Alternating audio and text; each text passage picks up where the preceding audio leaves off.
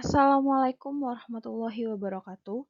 Halo semua, perkenalkan nama saya Aulia Ayu Tohari dari Fakultas Teknik Prodi Teknik Sipil kelas reguler 2. Saya di sini akan mempresentasikan soal-soal dan materi untuk memenuhi persyaratan tugas besar 1 mata kuliah Mekanika Tanah 1 yang didoseni oleh Ibu Desiana Vidianti. Untuk soal nomor 1, topik yang akan kita bahas adalah asal-usul tanah, jenis tanah, dan partikel tanah. Asal-usul tanah. Tanah adalah bagian kerak bumi yang tersusun dari mineral dan bahan organik. Tanah merupakan hasil pelapukan dari batuan. Ukuran butiran-butiran batuan membentuk bagian padat dari tanah. Proses pembentukan tanah dikenal sebagai pedogenesis. Faktor pembentuk tanah. Faktor pembentuk tanah ada 5. Yang pertama, topografi. Topografi atau bentuk muka bumi terkait dengan keberadaan air dan suhu. Yang kedua, ada bahan induk. Bahan induk pembentuk tanah adalah hasil pelapukan batuan. Yang ketiga, ada faktor waktu. Faktor waktu sangat berpengaruh dengan tingkat perkembangan tanah. Yang keempat, ada iklim. Unsur-unsur pembentuk tanah ada 2, yaitu suhu atau temperatur yang berpengaruh pada proses pelapukan bahan induk. Yang kedua, ada curah hujan yang berpengaruh terhadap kekuatan erosi dan pencucian tanah. Yang terakhir, faktor pembentuk tanah yaitu ada organisme. Aktivitas hewan dan tumbuhan serta dekomposisi sisa jasad hewan dan tumbuhan turut mempengaruhi pembentukan tanah.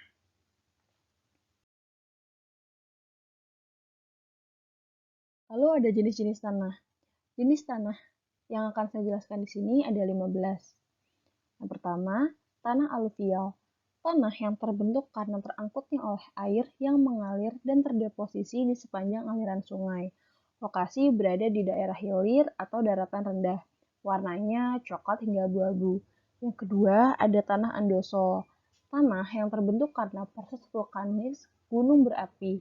Warnanya kehitaman dan tinggi kadar organik dan tinggi air, tetapi memiliki tingkat kelembaban yang rendah.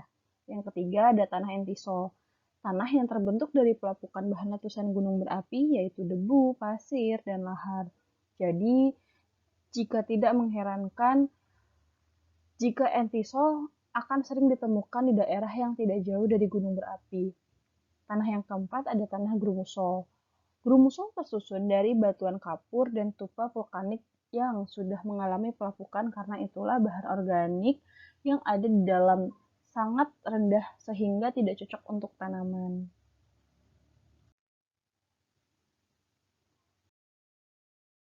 Yang kelima, ada tanah humus. Tanah humus terbentuk dari pembusukan tumbuhan sehingga sangat kaya unsur hara dan mineral. Jenis tanah ini sangat subur dan baik untuk bercocok tanam. Warnanya kehitaman dan banyak ditemukan di daerah hutan.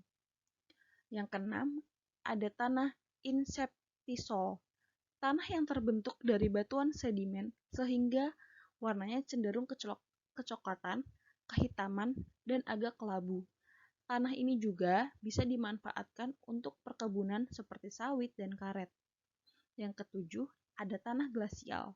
Tanah yang terbentuk karena transportasi dan deposisi oleh glacier atau sungai es. Yang kedelapan, ada tanah lacustrin. Tanah yang terbentuk karena deposisi di danau-danau yang tenang. Yang kesembilan, ada tanah marin. Tanah yang terbentuk karena deposisi di laut. Yang ke-10, ada tanah aeolian. Tanah yang terbentuk karena terangkut dan terdeposisinya oleh angin. Yang ke-11, ada tanah koluvial. Tanah yang terbentuk oleh pergerakan tanah dari tempat asalnya karena gravitasi, seperti yang terjadi pada saat tanah longsor. Yang ke-12, ada tanah pasir. Tanah ini berasal dari pelapukan batuan pasir dan banyak di sekitaran pantai. Teksturnya lemah dan tidak memiliki kandungan mineral maupun air. Yang ke-13, ada tanah pozolik. Tanah ini terbentuk dari curah hujan yang tinggi dan suhu yang rendah, biasanya berwarna merah atau kuning dengan unsur hara yang sedikit. Yang ke-14 ada tanah aksial. Tanah ini kaya akan zat besi dan aluminium oksida serta memiliki tekstur halus seperti tanah liat. Warnanya merah atau kuning dan umumnya berada di daerah beriklim tropis basah. Yang terakhir ada tanah liat. Tanah liat memiliki ciri-ciri warna abu-abu pekat hingga hitam. Tanah ini terbuat dari campuran aluminium dan silikat. Tanah ini terbentuk dari proses pelapukan batuan, silika, dan asam karbonat. Lalu, ada partikel tanah. Menurut Suryono Sosrodarsono, tahun 1984 bagian 8, tanah didefinisikan sebagai partikel-partikel mineral yang tersemen maupun yang lepas sebagai hasil pelapukan dari batuan, di mana rongga pori-pori antar partikel terisi oleh udara atau air. Partikel tanah sangat berseragam dengan varian yang cukup. Tanah umumnya dapat disebut sebagai kerikil atau gravel, pasir atau sand, lanau atau slit, lempung atau clay. Tergantung pada ukuran partikel yang paling dominan pada tanah tersebut. Pengelompokan tanah terbagi menjadi dua. Yang pertama, tanah berbutir kasar, yang isinya kerikil dan pasir. Yang kedua, ada tanah berbutir halus, yang isinya lanau dan lempung. Untuk menerangkan tentang tanah berdasarkan ukuran-ukuran partikelnya, beberapa organisasi telah mengembangkan batasan-batasan ukuran golongan tanah untuk jenis tanah. Seperti yang ada di tabel, ada organisasi dari MIT, USDA, ASTO, dan lain sebagainya. Sekian pembahasan untuk soal nomor 1. Terima kasih. Soal nomor 2. Topik yang akan kita bahas adalah pentingnya dilakukan penyelidikan tanah dengan baik dan menggunakan sampel tanah yang baik. Penyelidikan tanah yang baik atau soil investigation. Penyelidikan tanah adalah kegiatan untuk mengetahui daya dukung dan karakteristik tanah serta kondisi geologi, seperti mengetahui susunan lapisan tanah, sifat tanah, mengetahui kekuatan lapisan tanah dalam rangka penyelidikan tanah dasar untuk keperluan fondasi bangunan, jalan, kepadatan, dan daya dukung tanah, serta mengetahui sifat korosivitas tanah. Tujuan penyelidikan tanah di sini ada 8 yang saya tulis. Yang pertama, menentukan sifat-sifat tanah yang terkait dengan perancangan struktur yang akan dibangun di atasnya. Yang kedua, menentukan kapasitas dukung tanah menurut tipe fondasi yang akan dipilih. Yang ketiga, menentukan tipe dan kedalaman fondasi. Yang keempat, untuk mengetahui posisi muka air tanah. Yang kelima, untuk memprediksi besarnya penurunan. Yang keenam, menentukan besarnya tekanan tanah terhadap dinding penahan tanah atau pangkal jembatan. Yang ketujuh, menyelidiki keamanan suatu struktur bila penyelidikan dilakukan pada bangunan yang telah ada sebelumnya. Yang terakhir, pada proyek jalan raya dan irigasi, penyelidikan tanah berguna untuk menentukan letak-letak saluran, gorong-gorong, penentuan lokasi, dan macam bahan timbunan. Kenapa sih pentingnya melakukan penyelidikan tanah?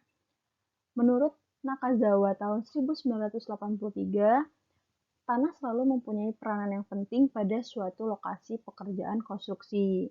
Dan menurut Hadiatmo tahun 1992, tanah dari pandangan ilmu teknik sipil merupakan himpunan mineral, bahan organik, dan endapan-endapan yang relatif lepas, yang terletak di atas batu dasar. Maka, penyelidikan tanah sangat penting untuk dilakukan untuk mendapatkan data keperluan desain dan pelaksanaan konstruksi dari suatu proyek. Penyelidikan tanah dilakukan untuk memberikan gambaran mengenai kondisi pelapisan dan parameter tanah. Oleh karena itu, penentuan jenis tanah dan penempatan titik-titik pengujian lapangan menjadi sangat penting. Hasil penyelidikan tersebut sangat mempengaruhi engineer untuk menentukan desain fondasi yang tepat untuk memulai suatu konstruksi bangunan. Setiap bangunan sipil pasti selalu berhubungan dengan tanah, baik itu gedung, jalan, landasan, dermaga, jembatan, dan menara, dan lain-lainnya. Pengujian tanah ada dua, ada yang dilakukan di lapangan, ada yang dilakukan di laboratorium. Yang kita bahas dulu adalah pengujian tanah di lapangan. Pengujian tanah di lapangan dilakukan untuk mengetahui kesesuaian lahan untuk proyek, kesulitan yang mungkin timbul selama proses konstruksi, dan juga jenis-jenis lapisan tanah di lokasi penyelidikan. Jenis-jenis pengujian tanah di lapangan itu ada 3. Yang pertama, uji hand boring, yang standarnya itu standar ASTM, Ada uji penetrasi standar atau SPT yang biasa kita sebut, itu ada standar SNI-nya. Yang ketiga ada uji penetrasi kerucut statis atau sondir. Nah, itu menurut yang kita pakai adalah standar SNI. Lalu pengujian tanah laboratorium. Pengujian tanah di laboratorium itu dilakukan pada sampel tanah yang tadi kita proses atau kita dapatkan dari pengujian di lapangan, yang digunakan untuk analisis kapasitas dukungan dan penurunan. Jadi ini pengujian lebih lanjutnya. Nah, di sini pengujian tanah di laboratorium itu ada 8. Ada uji berat jenis tanah, ada uji kadar air, ada uji analisis butiran, ada uji batas Atberg, ada uji geser langsung, ada uji konsolidasi atau pemadatan, ada uji berat satuan isi, ada uji tekan bebas tanah kohesif. Di sini kita memakai semua standar SNI. Maka, kesimpulannya, suatu penyelidikan tanah dikatakan berhasil bila contoh tanah yang diambil atau terganggu atau di-scrub sampel sesedikit mungkin, sehingga sesuai dengan keadaan di lapangan, serta diselidiki di laboratorium sesuai dengan rencana menurut standar prosedur yang berlaku. Dalam penyelidikan tanah juga pasti kita menemui hal-hal atau kegagalan-kegagalan. Yang biasa terjadi adalah kegagalan dalam mendapatkan contoh tanah yang tak terganggu, atau kegagalan yang disebabkan oleh pengujinya atau human error saat melakukan penyelidikan. Maka penyelidikan tanah atau soil investigation sangat penting untuk dilakukan secara baik dan benar sesuai standar yang telah ditentukan. Seperti hal tata cara pelaksanakan pengujian di lapangan, pengambilan sampel, dan pengujian di laboratorium yang bertujuan untuk mengetahui sifat-sifat tanah di lokasi yang akan didirikannya suatu bangunan. Sekian untuk penjelasan presentasi nomor 2. Terima kasih. Nomor 3. Nah, di sini kita akan membahas tentang komposisi tanah. Nanti juga di bawah akan kita bahas soal-soalnya. Tanah didefinisikan sebagai material yang terdiri dari agregat mineral-mineral padat yang tidak tersementasi satu sama lain dari bahan-bahan organik yang telah melapuk, disertai dengan zat cair dan gas yang mengisi ruang-ruang kosong di antara partikel-partikel tersebut. Seperti tadi, menurut Harjatmo tahun 1992, tanah adalah himpunan mineral, bahan organik, dan endapan-endapan yang relatif lepas yang terletak di atas batuan dasar. Ini adalah komposisi tanah dan hubungan antara fasenya. Jadi, tiap masa tanah terdiri dari kumpulan partikel padat dengan rongga di antaranya.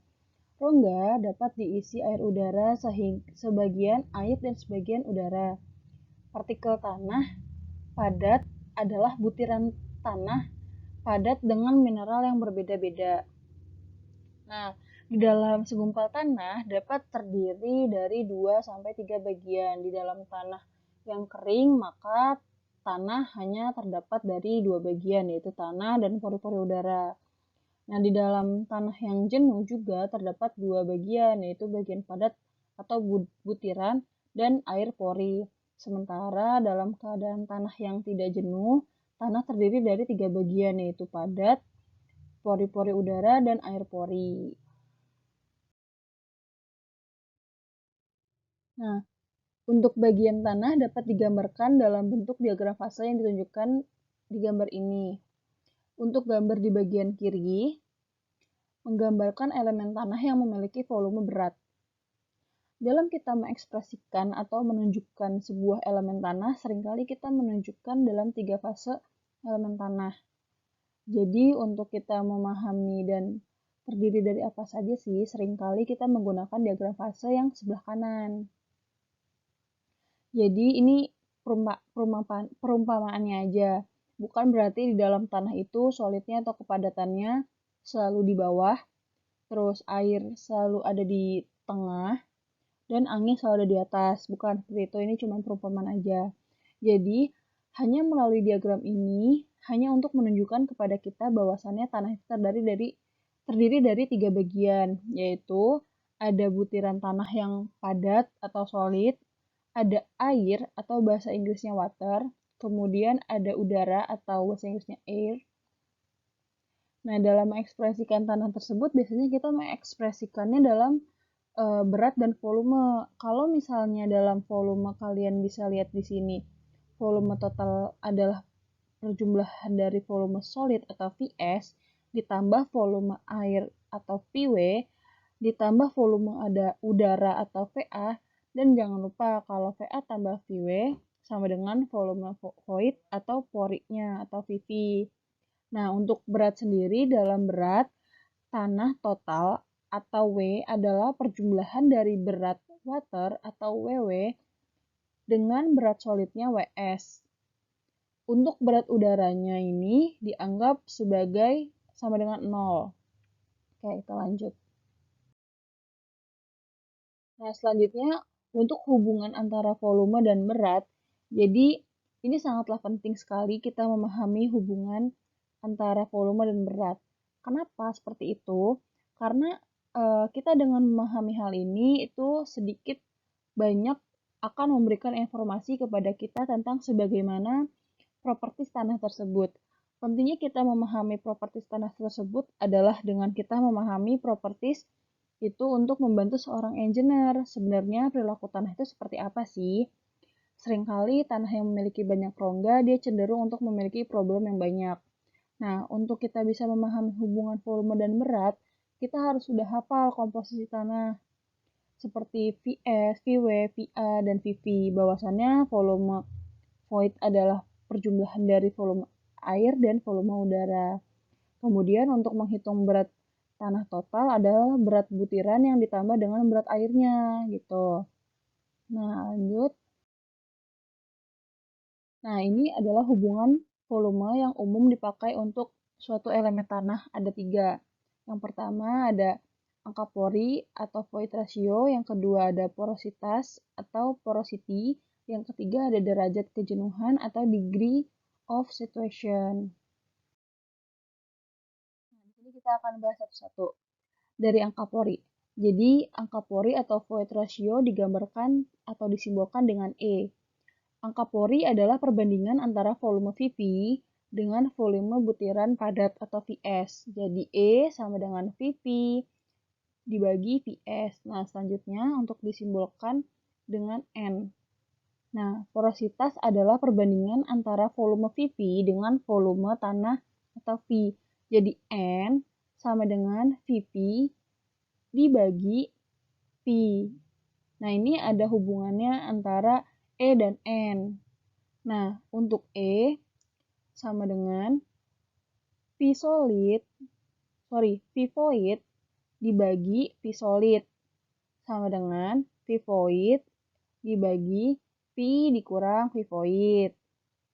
Maka N dibagi 1 dikurang N. Jadi hubungan antara angka pori dan porositas itu sama dengan E sama dengan N dibagi 1 dikurang N. Atau N sama dengan E dibagi 1 tambah E. Gitu. Sekarang untuk derajat kejenuhan atau degree of saturation disimbolkan dengan SR. Jadi perbandingan antar volume air atau Vw dengan volume pori atau void atau Vp seperti ini. Jadi SR sama dengan V water dibagi V void dikali 100%. Contohnya di tabel ini diekspresikan tidak dalam bentuk persentase, artinya R sama dengan 1. Maka mengidentifikasikan bahwa tanah tersebut sudah benar-benar jenuh. Artinya kalau SR sama dengan 1, berarti volume waternya sama dengan volume void. Jadi semua void di dalam tanah tersebut sudah penuh dengan air, tidak ada udara sama sekali. Dan jika SR sama dengan 0 mengidentifikasi bahwa tanah tersebut kering. Oke, kita lanjut. Nah, sekarang ada 2 hubungan berat yang umum dipakai untuk suatu elemen tanah. Pertama, ada kadar air atau water content, Dan kedua ada berat volume atau unit weight. Nah, kita bahas satu-satu dari kadar air. Nah, namanya aja udah water content, disimbolkan WC. Apa itu kadar air? Kadar air adalah perbandingan antara air atau WW dengan berat butiran padat atau S. Nah, jadi water content sama dengan V water dibagi V solid dan dikasih dengan dikali 100% gitu.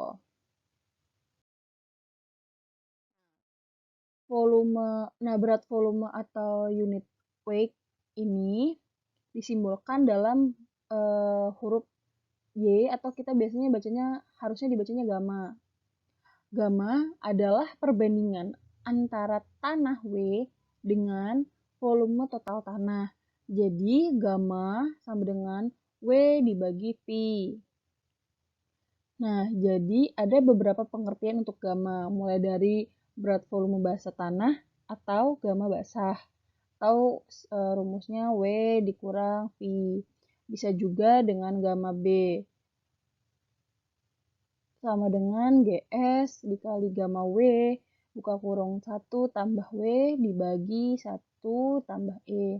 Kemudian, apa bedanya dengan volume kering atau gamma D? Jadi kalau gamma D itu adalah sampel tanah kering setelah di oven. Kita hitung berat tanah tersebut nih setelah kering di oven. Jadi kita akan mendapatkan W solidnya. Nah, gamma D sama dengan W solid dibagi dengan volume total. Bisa juga dicari dengan gamma dibagi 1 ditambah water contentnya. Atau bisa juga dengan menggunakan rumus gamma D, yaitu GS dikali gamma W dibagi 1 tambah E. Kemudian ada berat volume butiran padat yang dilambangkan dengan gamma S. Ya, gamma S bisa dicari dengan WS dibagi VS. Nah, yang terakhir ada berat volume jenuh air yang dilambangkan dengan gamma SAT. Yang untuk menghitung berat volume jenuh air dapat menggunakan rumus gamma SAT sama dengan gamma W dikali buka kurung GS tambah E dibagi 1 tambah E. Atau kita juga bisa menghitung dengan menggunakan rumus gamma SAT sama dengan gamma D buka kurung WC ditambah 1.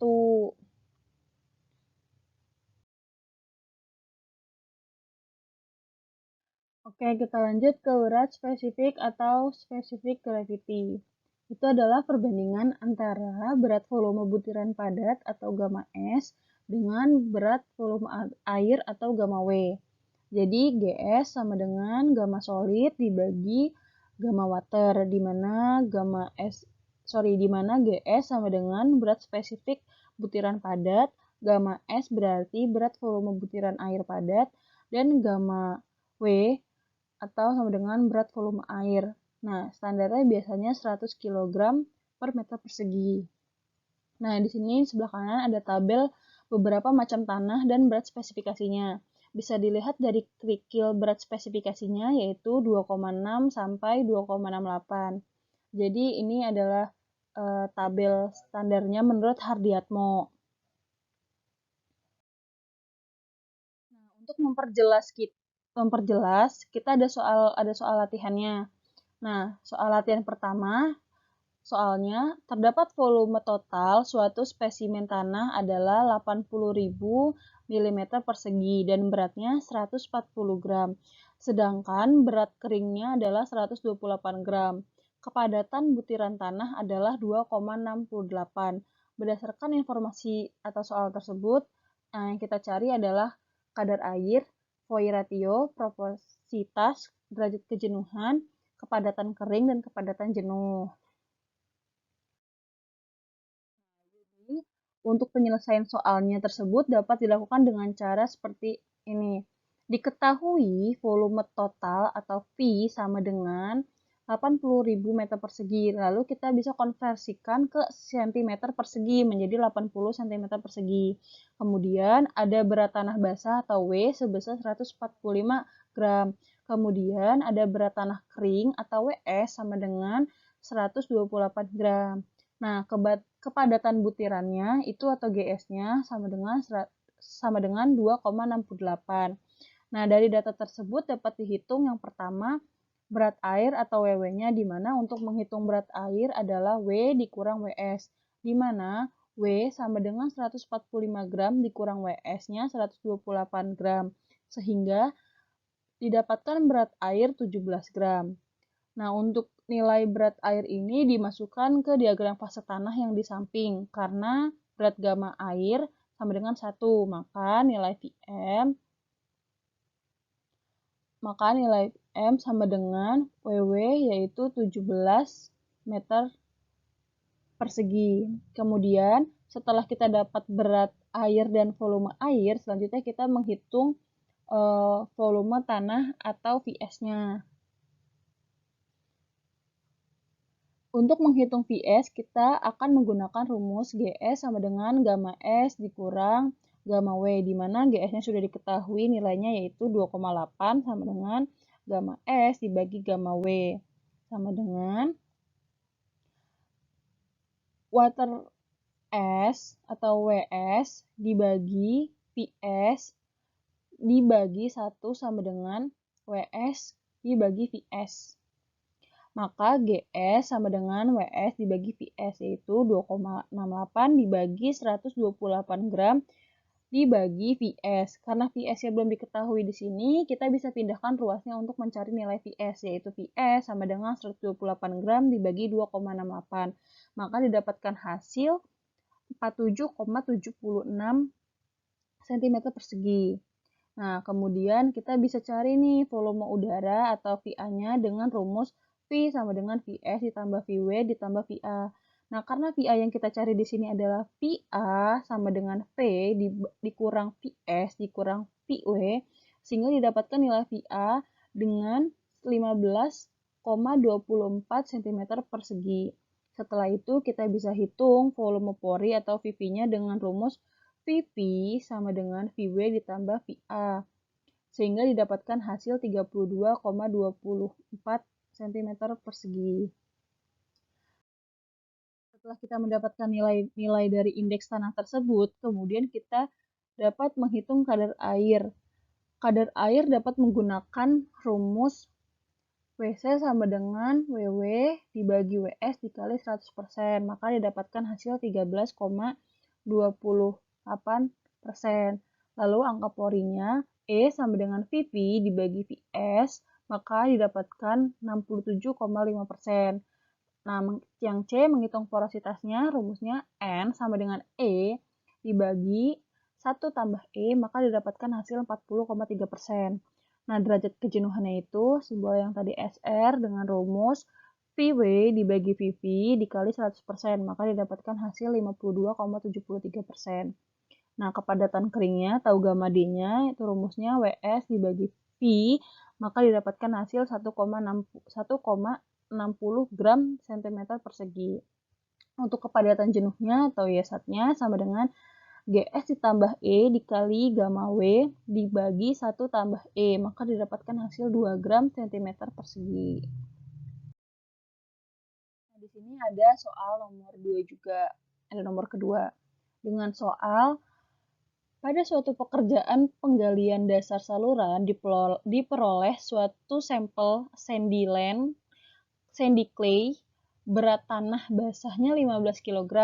Volume lubang diukur adalah 7,35 desimeter persegi atau 7,35 liter. Sampel tersebut dikeringkan pada temperatur konstan yaitu 105 derajat. Berat sampel sebelum dikeringkan adalah 450 gram, sehingga setelah dikeringkan 365 gram. Berat jenis tanah atau kepadatan butirnya itu diketahui 2,68. Maka yang kita cari adalah kepadatan basah, kadar air, kepadatan kering, derajat kejenuhan, porositas, dan angka pori. Sama caranya yang tadi nomor 1. Nah, diketahui volumenya atau V-nya sama dengan 7,35 desimeter persegi. Nah, kita konversikan menjadi 7.350 cm persegi. Kita rubah nih dari desimeter persegi menjadi cm persegi.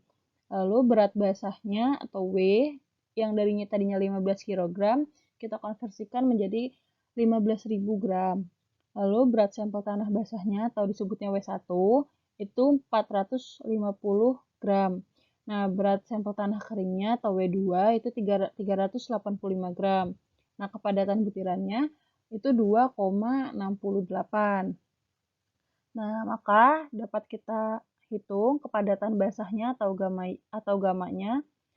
Gamma sama dengan W dibagi V, maka didapatkan hasil 2,040 gram cm persegi. Lalu kadar airnya atau WC sama dengan W1 dikurang W2 dibagi W2 dikali 100%, maka didapatkan hasil 16,9%. Untuk kepadatan keringnya atau gamma D yaitu gamma D sama dengan gamma dibagi 1 ditambah WC, maka didapatkan hasil 1,745. Nah, kemudian dari nilai kepadatan kering dan dapat dicari nilai berat butirannya atau WS-nya, berat butiran tanah dapat dihitung menggunakan rumus gamma D dibagi WS dibagi V. Sebelumnya sudah diketahui ya nilai gamma D-nya. Dan volume yaitu untuk gamma D-nya itu 1,745 gram cm persegi dan volumenya 7.350 cm persegi. Maka 1,745 sama dengan WS dibagi 7.350 cm persegi. Dan didapatkan WS sama dengan gamma D dikali volumenya. Sehingga nilai WS didapatkan sebesar 12.825,75 gram. Nah, setelah itu kita dapat menghitung berat air atau WW menggunakan rumus W dikurang WS. Nah, tadi kan udah diketahui nih W-nya itu 15 gram dikurang 12.825,75 gram sehingga nilai berat airnya adalah 2.174,25 gram. Nah, untuk nilai berat air ini kita masukkan ke diagram fase tanah yang di samping. Karena berat gamma airnya 1 sama dengan 1, maka nilai VW-nya sama dengan VW yaitu 2.174,25 meter persegi. Nah, setelah itu kita dapat menghitung volume butir tanah atau VS dengan menggunakan rumus GS sama dengan gamma S dibagi gamma W atau PS dibagi VS. Karena GS dan WS-nya sudah diketahui, yaitu GS-nya 2,8 dan WS-nya 12.825,75 gram, maka 2,68 sama dengan 12.825,75 gram dibagi VS. Lalu kan pindah ruas nih, maka VS sama dengan 12.825,75 gram dibagi 2,68. Maka didapatkan hasil 4.785,73 cm persegi. Nah, selanjutnya kita akan mencari volume udara atau VA dengan menggunakan rumus V sama dengan VS tambah VW ditambah VA. Karena kita sudah mencari VA-nya, maka lebih mudah. Maka VA sama dengan V dikurang VS dikurang VW.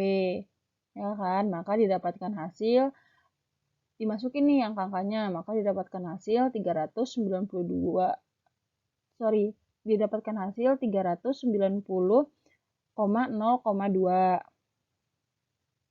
cm persegi. Nah, kemudian yang terakhir kita dapat mencari volume pori atau VV-nya dengan menggunakan rumus VV sama dengan VW ditambah VA sama dengan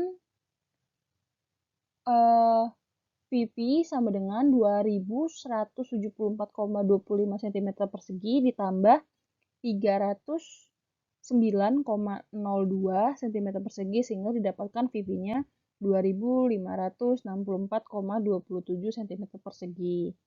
Setelah kita mengetahui nilai volume dan berat diagram fase semua, kita dapat menghitung si derajat kejenuhannya. Derajat kejenuhannya. Dengan menggunakan rumus yang sama seperti tadi, SR sama dengan PW dibagi VP dikali 100%, maka didapatkan hasil 84,79%. Kemudian kita hitung porositasnya dengan menggunakan rumus N sama dengan VP dikurang volume atau V. Didapatkan hasil 0,349 atau 34,9%. Dan yang terakhir, kita hitung angka pori atau E-nya dengan menggunakan rumus E sama dengan VP dibagi VS. Maka didapatkan hasil 0,536 atau 53,6%.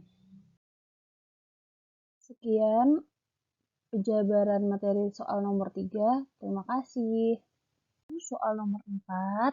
Di sini saya akan menerangkan materi tentang analisis gradasi butiran. Nah, di bawah nanti akan ada soal-soal juga. Analisis gradasi butiran bertujuan untuk menentukan variasi ukuran partikel-partikel yang ada pada tanah atau klasifikasi tanah. Nah, ada dua metode yang dapat dipakai, yaitu analisa saringan, di mana untuk partikel-partikel berdiameter lebih besar dari 0,075 mm seperti kerikil, pasir, dan campuran. Yang kedua, ada analisis hidrometer untuk partikel-partikel berdiameter lebih kecil dari 0,075 mm seperti lanau dan lempung. Adapun standar pengujian yang dipakai untuk analisa saringan dan analisa hidrometer adalah SNI dan ASTM. Pertama, saya akan menjelaskan tentang analisis saringan. Standar ukuran saringan dan hubungan dengan lubang-lubang saringan bisa dilihat pada tabel di samping sebagai catatan. Nomor ayakan menunjukkan jumlah lubang per lebar 1 inci atau 2,54 cm. Contohnya ayakan nomor 10 nih misalnya. Artinya setiap 1 inci terdapat 10 kali 10 sama dengan 100 lubang. Lalu peralatan yang dipakai untuk analisa saringan. Yang pertama ada sieve shaker atau mesin penggetar saringan. Dan seperangkat saringan dengan ukuran atau set of sieve. Lalu ada langkah kerjanya. Yang pertama, siapkan alat dan bahan yang digunakan. Yang kedua, keringkan sampel tanah basah dengan menggunakan oven selama 24 jam. Yang ketiga, sampel tanah yang telah dikeringkan biasa berbentuk gumpalan sehingga perlu dipecah menjadi partikel-partikel yang lebih kecil. Lalu, timbang sampel tanah sebanyak 500 gram, kemudian diayak dengan menggunakan mesin ayak yang tersedia di lab. Dan terakhir, timbang berat tanah yang tertahan pada masing-masing hayakan. Nah, di sini ada contoh perhitungan atau rumus perhitungannya. Kayak diketahui nomor ayakan, lubang ayakan, berat tertahan atau W. Persentase tanah tertahan dihitung dengan menggunakan rumus berat tertahan dibagi berat total dikalikan 100%. Lalu hitung juga persentase berat tanah tertahan dan juga persentase butirannya. Lanjut. Nah, untuk memperjelas, ada soal latihan. Diketahui ukuran ayakan dalam milimeter berat tanah tertinggal untuk contoh tanah A dan contoh tanah B. Yang pertama yang kita hitung adalah hitunglah beberapa persentase kerikil, pasir, dan butiran halus untuk masing-masing tanah. Lalu yang ke B nanti kita cari hitung CU dan CC untuk masing-masing tanah dan berikan kesimpulannya. Nah, persentase kerikil, pasir, dan butir halus untuk masing-masing tanah ini kita yang ke A dulu, didapatkan hasil seperti tabel di samping. Untuk menghitung persentase, kita harus mengetahui klasifikasi tanah berdasarkan ayakan. Untuk kerikil bisa dilihat dari nomor saringan 3 inci dan tertahan di nomor 4. Untuk pasir bisa dilihat dari lolos saringan nomor 4 yang tertahan di saringan nomor 200. Dan untuk lanau lempung bisa dilihat pada lolos saringan 200. Nah, pada contoh tanah A diperoleh persentase sampel yang telah diuji. Untuk kerikil didapatkan hasil 27,2%. Untuk pasir didapatkan tanah yang lolos saringan nomor 4 yang tertahan di nomor 200 sebesar 66,8%. Serta untuk lanau dan lempung, tanah yang lolos saringan nomor 200 sebesar 6%. Nah, yang contoh tanah B, untuk kerikil tidak ada yang tertahan ya di saringan nomor 4, maka diperoleh sebesar 0%. Untuk pasir didapat tanah yang lolos saringan nomor 4 yang tertahan di nomor 200 sebesar 98,29%. Serta untuk lanau lempung tanah yang lolos saringan nomor 200 hanya sebesar 1,71%.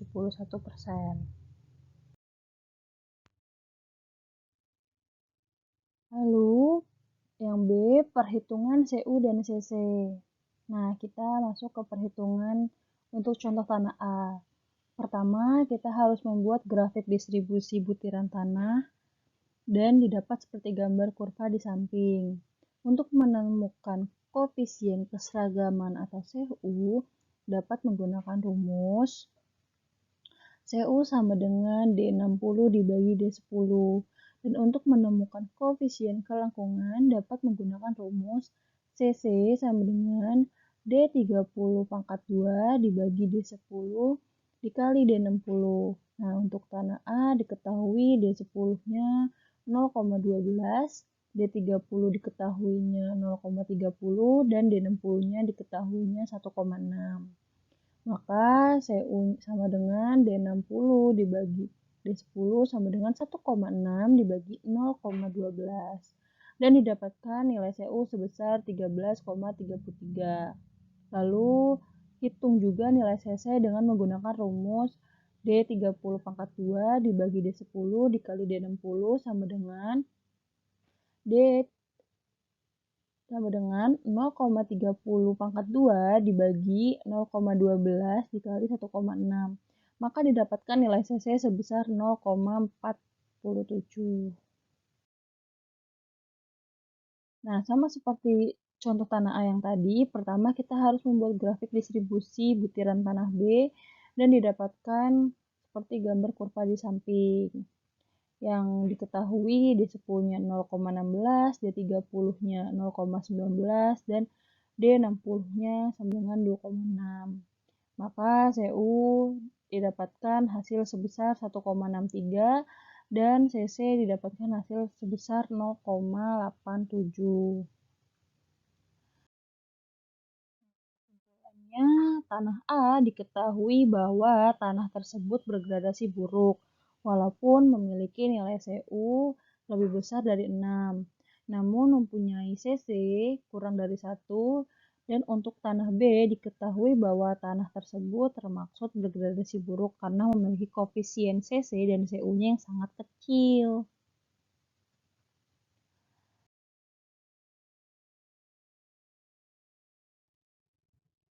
Yang kedua ada analisis hidrometer.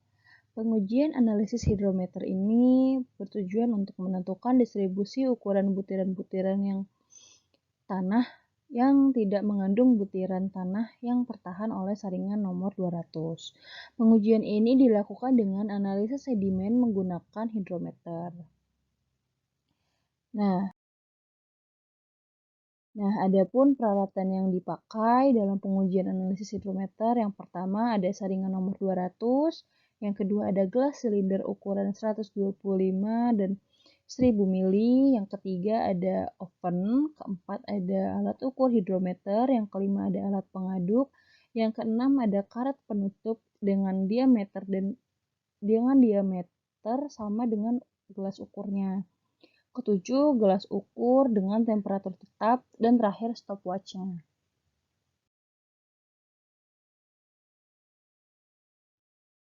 Langkah-langkah kerja dalam pengujian analisis hidrometer. Yang pertama, ambil 50 gram sampel tanah yang lolos saringan nomor 200. Yang kedua, campurkan tanah dengan 125 cc larutan Calgon 4% sebagai defaulting agent.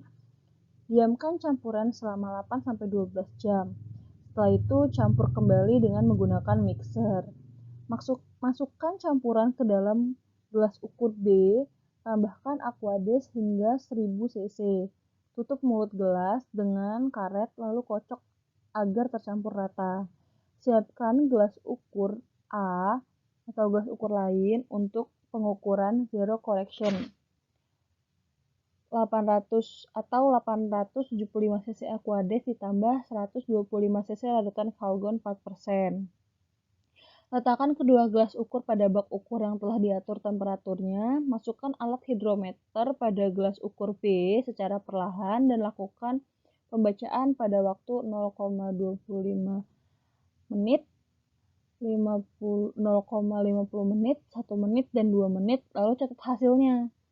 Lanjutkan melakukan pembacaan dan pencatatan hasil pada 4, 8, 15, 30, 60, 120, 240, 480, 1440, dan 2880 menit hingga campuran pada gelas ukur B tampak jernih. Masukkan alat hidrometer ke gelas ukur A, lalu lakukan pembacaan dan pencatatan seperti yang gelas B tadi. Nah, ini ada contoh rumus perhitungannya. Yang pertama, kita dapat mengetahui koreksi pembacaan atau RCP dengan menggunakan rumus RCP sama dengan R tambah VT tambah VZ, di mana R sama dengan pembacaan aktual hidrometer. CT sama dengan faktor koreksi suhu atau nilai CT dapat dilihat dari tabel 3 di samping. CO sama dengan faktor koreksi 0. Nah, yang kedua, kita dapat menghitung pembacaan aktual hidrometer atau RCL dengan menggunakan rumus RCL sama dengan R ditambah CM, di mana R sama dengan pembacaan hidrometer dan CM adalah faktor koreksi atau mencus, umumnya dimasukkan angka 1. Yang ketiga, ada persen thinner. Kita dapat menggunakan rumus persen thinner sama dengan alpha dikali RCP dibagi WS dikali 100. Di mana alpha sama dengan faktor koreksi GS atau nilai alpha dapat dilihat pada tabel nomor 2. WS adalah berat kering sampel. Yang keempat, kita dapat menghitung diameter butiran atau D dengan menggunakan rumus D sama dengan K akar L dibagi T, di mana R sama dengan pembacaan aktual hidrometer, CT sama dengan faktor koreksi suhu seperti tabel 3 tadi, dan CO adalah faktor koreksi 0. Nah, untuk memperjelas, kita ada soal latihan perhitungan analisis hidrometer. Diketahui T sama dengan 2 menit.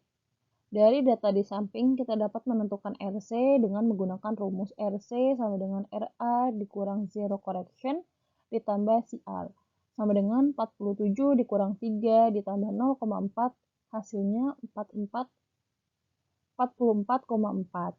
Setelah itu, kita dapat menentukan persentase lolos dengan menggunakan rumus persen lolos sama dengan RC dibagi WS dikali 100%.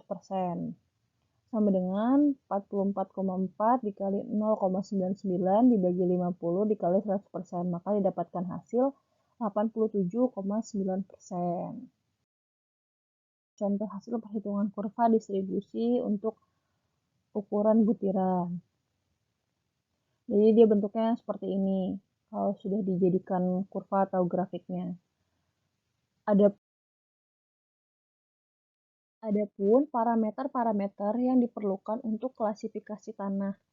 Pertama, tanah efektif atau D10, di mana D10 sama dengan ukuran butiran tanahnya ini 10% lolos ayakan. Yang kedua, koefisien keseragaman atau uniformity coefficient atau CU dengan menggunakan rumus CU sama dengan D10 dibagi D10, di mana D60 berarti ukuran butirnya itu lolos ayakannya sebanyak 60%. Yang ketiga ada koefisien kelengkungan atau Kuvatur koefisien atau biasa kita sebut CC dengan menggunakan rumus CU sama dengan D30 pangkat 2 dibagi D60 dikali D10, di mana D30 ini sama seperti yang lain, berarti ukuran butiran lolos ayakannya 30%. Adapun indikator bergradasi baiknya, pertama kerikil bergradasi baik jika CU lebih besar dari 4 dan CC di antara 1 dan 3. Yang kedua ada pasir bergradasi baik jika CU-nya lebih besar dari 6 dan CC-nya di antara 1 dan 3. Dan tanah yang bergradasi baik jika CU-nya lebih dari 15 dan CC-nya di antara 1 dan 3. Oke, sekian penjelasan soal nomor 4 ini. Terima kasih. Lanjut, di sini soal nomor 5, saya akan membahas tentang pengertian dan fungsi dari LL, PL, FL, PI, dan LI dalam mekanika tanah. Pengertian dan fungsi. Yang pertama, saya akan membahas tentang batas cair atau liquid limit atau LL adalah kadar air tertentu di mana perilaku berubah dari kondisi plastis ke cair. Pada kadar air tersebut, tanah mempunyai kuat geser terendah. Percobaan ini dimaksudkan untuk menentukan kadar air suatu tanah pada keadaan batas cair. Batas cair adalah kadar air batas di mana suatu tanah berubah dari keadaan cair menjadi keadaan plastis. Yang kedua, ada batas plastis atau PL, adalah kadar air terendah di mana tanah mulai bersifat plastis. Dalam hal ini, sifat plastis ditentukan berdasarkan kondisi di mana tanah yang digulung oleh telapak tangan di atas kaca mulai retak setelah mencapai 1/8 inci. Percobaan ini dimaksudkan untuk menentukan kadar air suatu tanah pada keadaan batas plastis. Lalu ada yang ketiga ada indeks plastis atau PI, adalah parameter yang diukur dari selisih antara batas cair tanah atau LL dan batas cair plastis atau PL. Semakin besar nilai indeks plastisitas, maka semakin besar kemungkinan tanah dalam kondisi plastis, sehingga semakin besar nilai dari indeks plastis atau PI, maka akan semakin tidak kondusif terhadap bangunan sipil karena sifat tanahnya yang plastis. Yang keempat ada batas susut atau SL, adalah kondisi air pada kedudukan antara daerah semi padat dan padat, yaitu persentase kadar air di mana pengurangan kadar air selanjutnya tidak mengakibatkan perubahan volume tanah. Lalu yang terakhir ada indeks cair atau LI, adalah kondisi kadar air yang berguna untuk mengevaluasi tanah jika tanah tersebut pada kondisi terganggu atau disrupt sample. Soal mode ini adalah saya akan membahas contoh soal batas-batas artwork pada suatu contoh tanah. Hasil-hasil batas-batas artwork pada suatu contoh tanah memberikan hasil seperti pada tabel di berikut ini. Uji batas cair, di mana massa dalam gram diketahui jumlah ketukannya, nomor pengujiannya, massa basah total yaitu tanah tambah cawan yang kita simbolkan menjadi W2, dan massa kering totalnya yaitu tanah ditambah cawan yang kita simbolkan menjadi W3, serta massa cawan atau kita sebut W1. Untuk batas plastis di mana massa dalam gram diketahui pengujian 1 dan pengujian 2. Lalu ada nomor cawan, ada massa basah total, dan massa basah kering total, serta massa cawannya. Namun di sini tidak diketahui jumlah ketukannya. Lalu kita harus menentukan yang pertama itu tentukan batas cair tanah tersebut, yang kedua tentukan batas plastis dari tanah tersebut, yang ketiga berapa indeks plastis tanah tersebut, dan yang terakhir jika kadar air natural untuk tanah tersebut di lapangan sebesar 27%, tentukan harga LI tanah tersebut serta prediksikan keadaan tanah tersebut di lapangan. Oke, yang kita bahas itu tabel 1 dulu, yaitu ada tabel rekap 1 uji batas cair. Jadi diketahui berat air atau WW. Berat air dapat dicari dengan menggunakan rumus massa basah total dikurang masa kering total, dan hasil perhitungannya bisa dilihat pada tabel ini. Lalu ada kadar air persen atau W. Kadar air dapat dicari dengan menggunakan rumus berat air dibagi massa kering total dikurang massa cawan dikali 100. Kemudian untuk menentukan nilai PL atau batas plastis didapatkan dari rata-rata kadar air atau persennya atau persen air.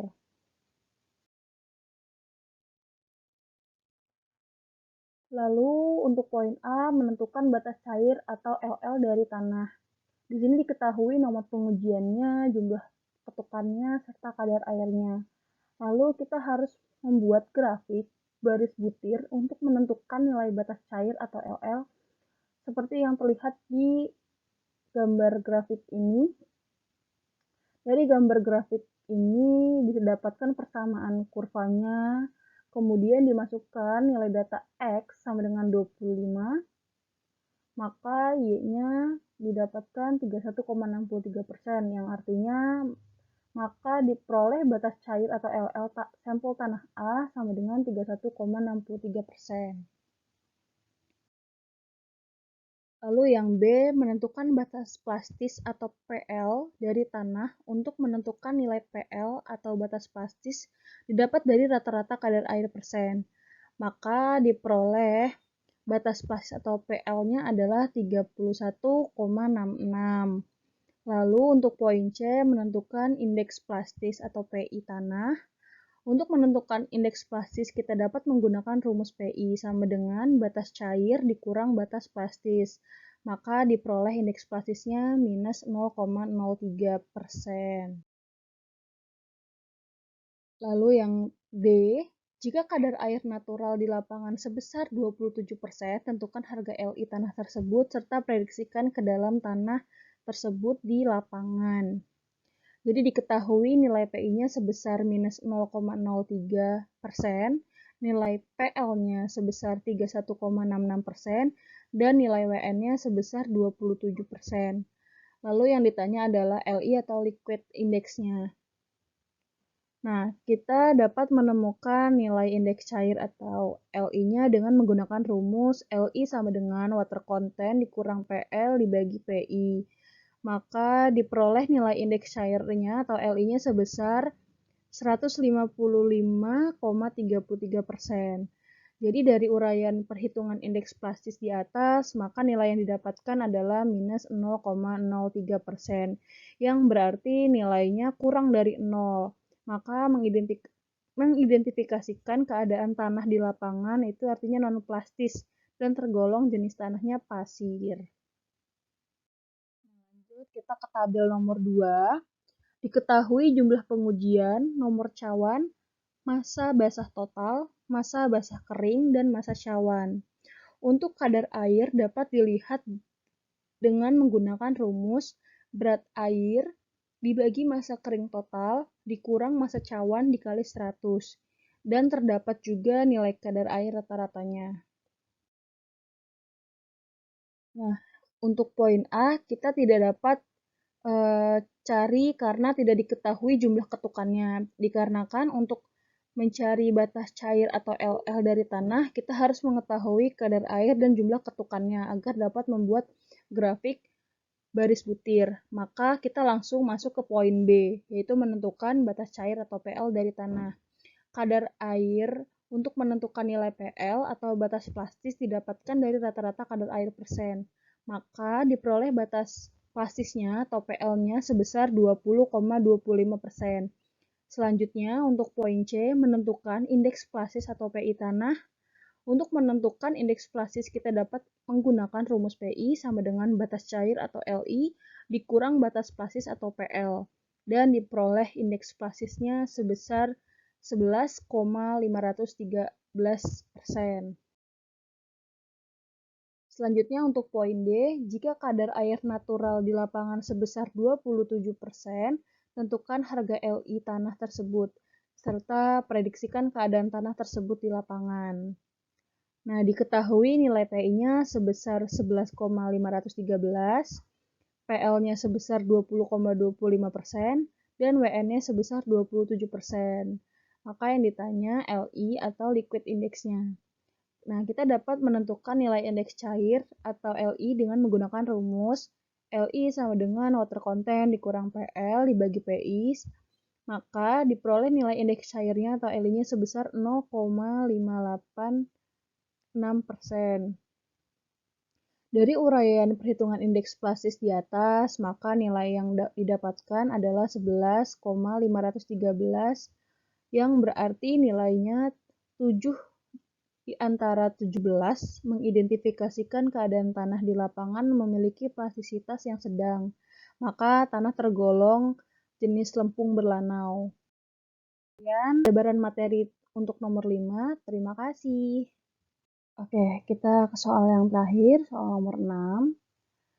Pada kali ini saya akan menjelaskan materi tentang klasifikasi tanah dengan menggunakan metode ASTO dan USCS, di mana nanti akan saya jelaskan, serta juga saya akan menjelaskan beberapa soal. Nah, untuk lebih jelasnya kita langsung aja masuk ke pembahasannya.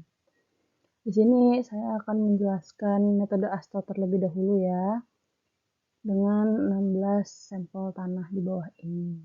Oke, jadi klasifikasi tanah menurut ASTO itu dibagi menjadi dua, yaitu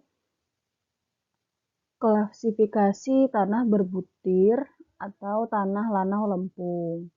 Dikatakan tanah berbutir apabila tanah tersebut lolos AYAKAN nomor 200 kurang dari atau sama dengan 35%. Dan dikatakan tanah lanau lempung apabila tanah tersebut lolos AYAKAN nomor 200 lebih dari 35%. Apabila termasuk dalam kelompok tanah berbutir, maka kita harus melihat kelompok tanah berbutir saja. Jadi kita mengabaikan tanah lanau lempungnya.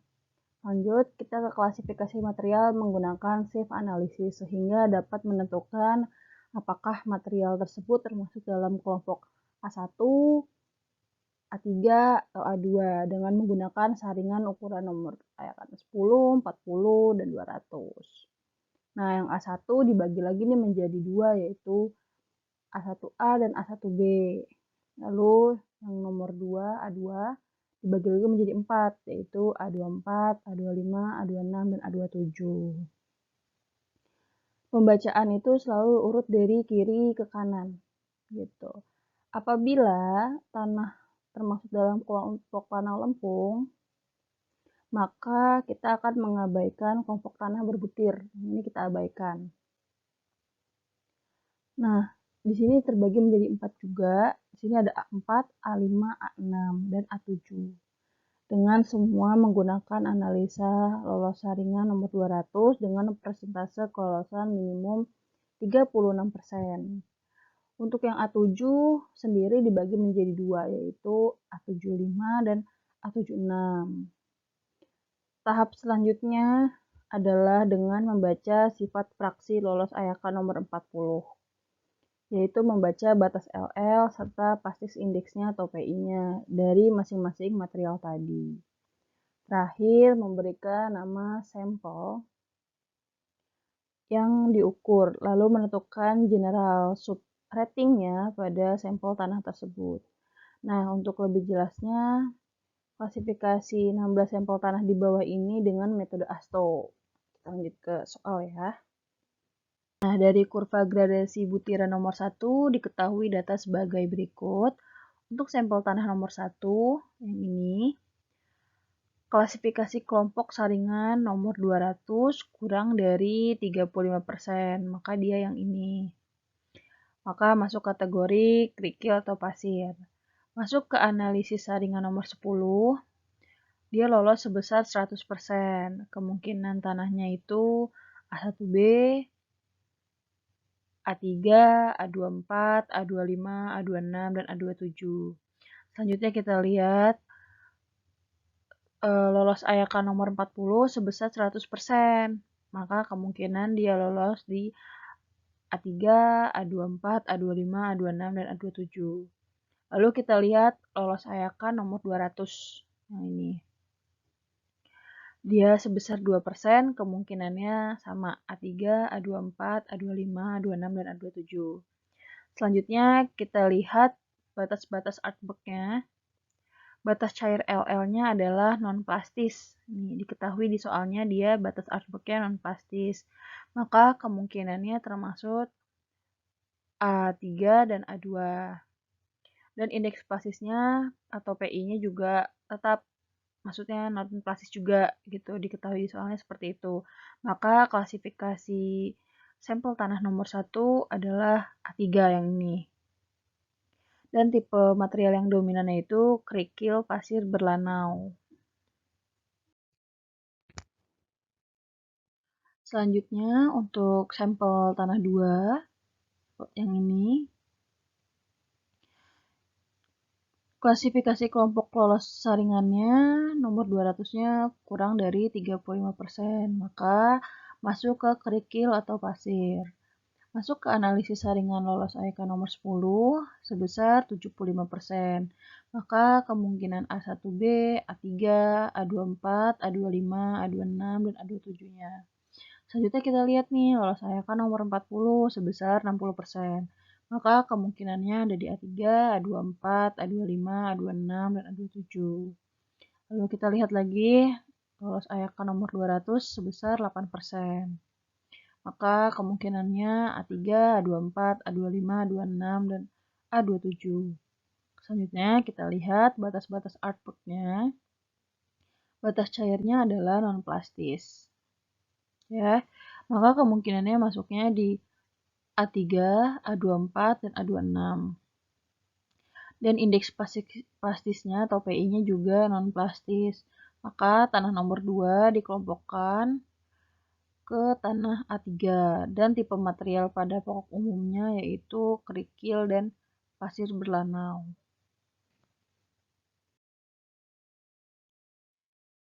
Ini sampel tanah nomor 3.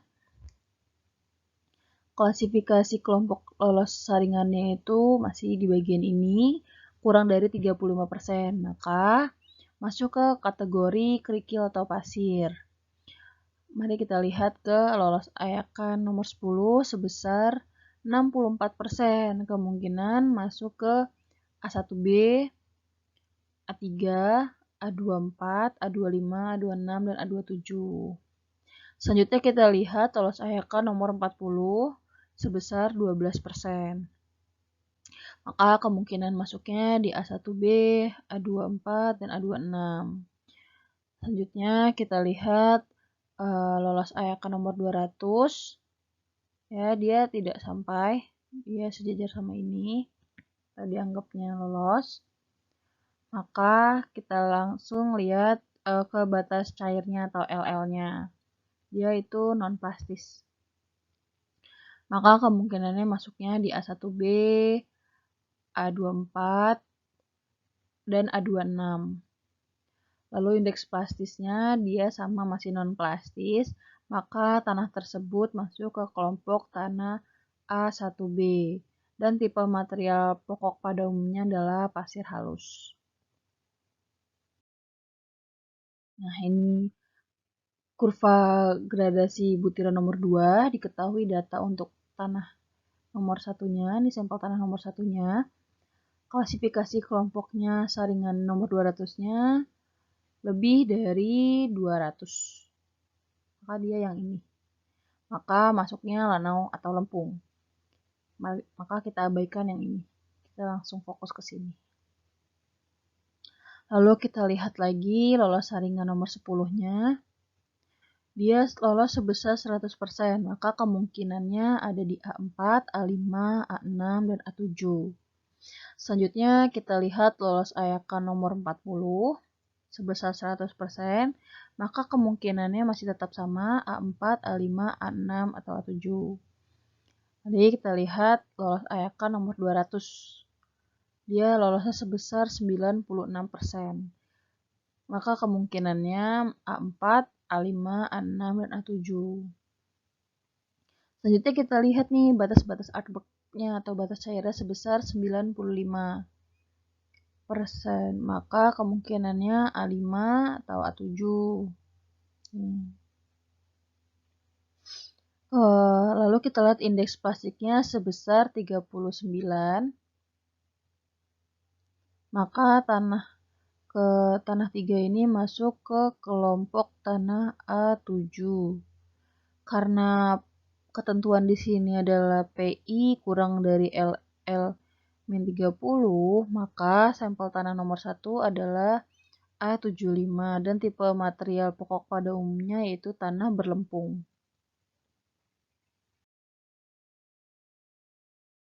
Nah, untuk sampel tanah nomor 2 yang ini, klasifikasi kelompok lolos saringan nomor 200-nya lebih dari 35%. Masih yang ini. Dia kemungkinannya lanang atau lempung. Lalu kita lihat saringan nomor 10 sebesar 10%. Kemungkinannya ada di A4, A5, A6, dan A7. Selanjutnya kita lihat lolos saringan ayakan nomor 40 sebesar 95%. Kemungkinannya masih di A4, A5, A6, dan A7. Kita lihat lolos saringan ayakan nomor 200 sebesar 75%. Ini ya. Maka kemungkinannya masih A4, A5, A6, dan A7. Selanjutnya kita lihat batas-batas artwork-nya atau batas cairnya atau LL sebesar 66. Maka kemungkinan masuk kategorinya A5 dan A7. Dan kita lihat indeks plastis PI sebesar 27. Maka masuk ke A7 karena PI kurang dari LL min 30. Maka sampel tanah nomor 2 adalah A75 juga. Dan tipe material pokok pada umumnya yaitu tanah berlempung. Nah, ini kita ke sampel tanah 3, kurva 2. Klasifikasi kelompok lolos saringan nomor 200-nya masih lebih dari 35%, maka masuk ke lanau dan lempung. Masuk ke analisis saringan nomor 10 sebesar 100%, maka kemungkinannya masuknya di A4, A5, A6, dan A7. Lanjut kita lihat lolos ayakan nomor 40 sebesar 100%. Ini ya. Maka kemungkinannya A4, A5, A6, dan A7. Lalu kita lihat lagi lolos ayakan nomor 200 sebesar 90%. Maka kemungkinannya masih tetap sama A4, A5, A6, dan A7. Lalu kita lihat batas-batas artwork-nya, batas cair LL sebesar 70. Maka masuknya ke A5 dan A75. Indeks plastisnya atau PI-nya sebesar 33, maka dia ke A7. Karena PI kurang dari LL, maka sampel tanah nomor 3 adalah A75 dan tipe material pokok pada umumnya yaitu masih sama, tanah berlempung. Ini kurva nomor 3, dia cuma ada 2 sampel tanah. Tanah yang pertama itu kita lihat di sini dia ternyata lolos ayakan 35%, maka masuknya ke lanau dan lempung. Masuk kita lihat lagi ke analisis saringannya yang nomor 10 sebesar 90%. Maka kemungkinannya A4, A5, A6, dan A7. Selanjutnya kita lihat lolos ayakan nomor 40 sebesar 84%. Kemungkinannya sama A4, A5, A6, A7. Selanjutnya kita lihat nih ayakan nomor 200 yaitu sebesar 38%. Maka kemungkinannya masih tetap sama A4, A5, A6, dan A7. Selanjutnya kita lihat batas-batas artwork-nya yaitu batas-batas cairnya sebesar 23. Maka sampel tanah nomor 1 kemungkinan ada di A4 dan A6. Indeks plastis atau PI-nya sebesar 10, maka sampel tanah nomor 1 adalah A4. Dan tipe material pokok pada umumnya yaitu tanah berlanau. Nah, ini sampel tanah nomor 2, klasifikasinya kurang dari 35%. Nih, dia 20%. Maka masuk ke kerikil atau pasir. Kita lihat lagi lolos AYAKA nomor 10 sebesar 90%. Maka kemungkinannya ada di A1B, A3, A24, A25, A26, dan A27. Selanjutnya kita lihat lolos AYAKA nomor 40 sebesar 82%. Kemungkinannya ada di A3, A24, A25, A26, dan A27. Kita lihat lolos AYAKA nomor 200 sebesar 20%. Maka kemungkinannya hanya ada di A24, A25, A26, dan A27. Selanjutnya kita lihat batas-batas artwork-nya, batas cairnya sebesar 23. Maka sampel tanah nomor 1 kemungkinan A24 dan A26. Maka kita lihat indeks plastisnya sebesar 8. Maka sampel tanah nomor 1 masuknya ke A24. Dan material pokok pada umumnya yaitu kerikil pasir yang berlanau. Lanjut ke sampel tanah nomor 1, kurva gradasi butiran nomor 4, diketahui datanya dia dari nomor 200 ya kurang dari 35%. Maka masuk ke kerikil atau pasir. Masuk lagi ke analisis saringan lolos nomor 10. Kemungkinan dia sebesar kan dia lolos saringannya sebesar 70%.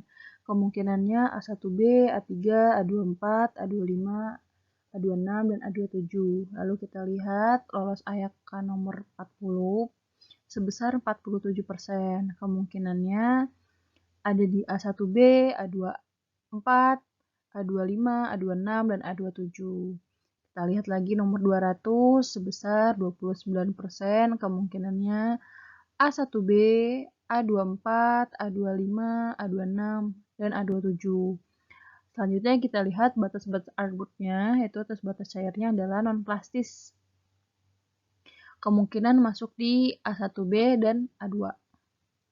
Lalu kita lihat indeks plastisnya atau non-plastisnya juga, maka klasifikasi sampel tanah nomor 1 adalah A2, yaitu pada umumnya kerikil dan pasir yang berlanau. Lanjut untuk sampel tanah nomor 2 yang ini. Klasifikasi lolos saringan nomor 200-nya kurang dari 35%. Maka masuknya kerikil atau pasir. Lalu masuk ke analisis saringan nomor 10. Lolos sebesar 70%, maka kemungkinannya ada di A1B, A3, A24, A25, A26, dan A27. Selanjutnya kita lihat lolos AYAKA nomor 40 sebesar 65%. Kemungkinan lolosnya di A3, A24, A25, A26, dan A27. Lalu kita lihat lagi lolos AYAKA nomor 200-nya itu sebesar 15%, maka kemungkinannya A24, A25, A26, dan A27. Nah, selanjutnya kita lihat batas-batas artwork-nya kemungkinan masuk ke A24, A25, A26, dan A27. Lalu kita lihat lagi indeks plastisnya adalah non-plastis juga, maka klasifikasi sampel tanah nomor 2 adalah A2. Dan tipe material pokok pada umumnya itu kerikil dan pasir yang berlanau. Lanjut untuk sampel tanah nomor 3, klasifikasinya dia kurang dari 35%. Masuk ke kerikil atau pasir. Lalu kita lihat lagi analisis saringannya lolos AYAKA nomor 10-nya sebesar 100%. Maka kemungkinannya ada di A1B, A3, A24, A25, A26, dan A27. Selanjutnya kita lihat lagi lolos AYAKA nomor 40 sebesar 90%. Maka kemungkinannya ada di A3, A24, A25, A26, dan A27. Kita lihat lagi lolos AYAKA nomor 200. Dia lolosnya sebesar 8%, maka kemungkinannya ada di A24, A25, A26, dan A27. Selanjutnya kita lihat lagi batas-batas artwork-nya. Batas cairnya atau LL-nya di sini sebesar 25, maka kemungkinannya ada di A24 dan A26. Lalu kita lihat lagi indeks plastisnya atau PI-nya sebesar 5. Maka klasifikasi tanah nomor 3 adalah A24. Ya. Dan tipe material pokok pada umumnya kerikil, berlanau, dan pasir. Kerikil dan pasir yang berlanau. Lanjut kita ke gradasi butiran nomor 5 atau kurva nomor 5. Dari kurva nomor 5 untuk sampel tanah 1 diketahui dia lolos saringan 200-nya kurang dari 35%, maka masuknya ke kerikil atau pasir. Masuk ke analisa saringan nomor 10 sebesar 17%, maka kemungkinannya ada di A1A, A1B, A3, A24, A25, A26, dan A27. Selanjutnya kita lihat lagi lolos ayakan nomor 40-nya sebesar 7%. Maka kemungkinannya ada di A1A, A1B, A24, A25, A26, dan A27. Lalu kita lihat lagi lolos ayakan nomor 200 sebesar 2%. Maka kemungkinannya ada di A1A, A1B, A24, A25, A26, dan A27. Selanjutnya kita lihat batas-batas artwork-nya atau batas cairnya atau LL adalah non-plastis. Kemungkinannya ada di A1A dan A1B. Lalu kita lihat indeks plastisnya atau PI-nya sama juga di soal diketahui non-plastis. Maka klasifikasi sampel tanah nomor 1 adalah A1A. Dan tipe material pokok pada umumnya yaitu batu pecah, kerikil, dan pasir. Lalu kita lanjut ke sampel tanah nomor 2, kurva 5.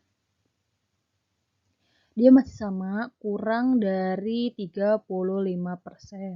Maka masuknya ke kerikil atau pasir.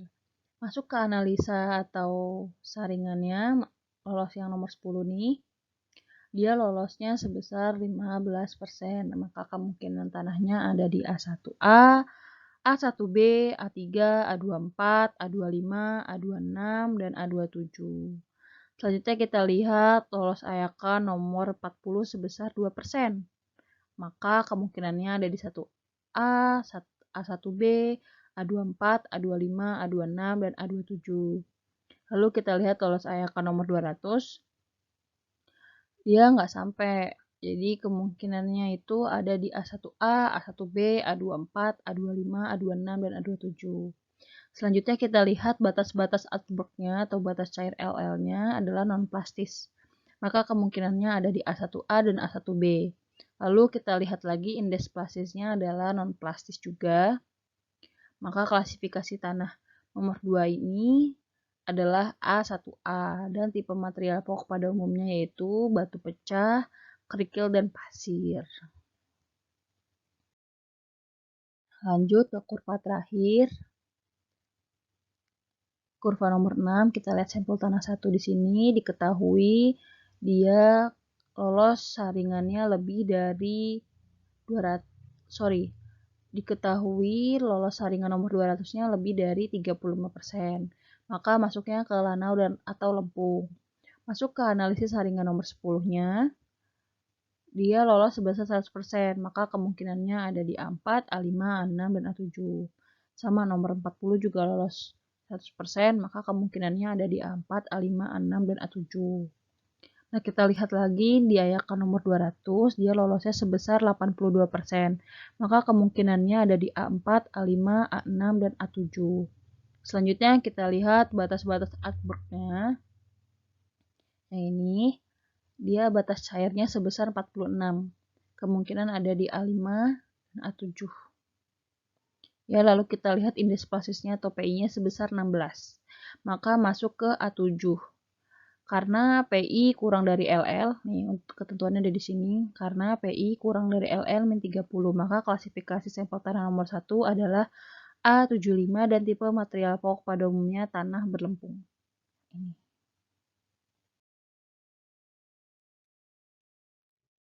Nah, lanjut untuk sampel tanah nomor 2, dia klasifikasi kelompoknya masuk ke saringan nomor 200 lebih dari 35%, maka masuknya lanau atau lempung. Nah, lolos saringan nomor 10 dan 40-nya sebesar 100%, maka kemungkinannya ada di A4, A5, A6, dan A7. Lalu kita lihat lagi langsung ke ayakan nomor 200 sebesar 80%. Maka kemungkinannya ada di A4, A5, A6, dan A7. Selanjutnya kita lihat batas-batas artwork-nya, batas-batas cair LL sebesar 30. Maka kemungkinannya ada di A4 dan A6. Nih, A4 dan A6. Lalu kita lihat indeks plastisnya atau PI-nya sebesar 3. Maka klasifikasi tanah nomor 2 adalah A4 karena maksimalnya dia 10. Dan material pokok pada umumnya yaitu dia tanah berlanau. Yang ini ya.